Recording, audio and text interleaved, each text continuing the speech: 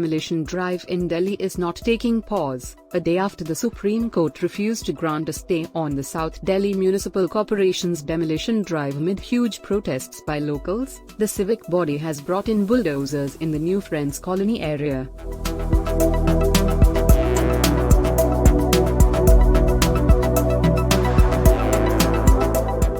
On Monday, hundreds of people, including women, opposed the drive of the BJP-ruled STMC as bulldozers rolled into Shaheen Bagh in the presence of a huge number of police personnel, even as the civic body team was forced to return without carrying out the exercise.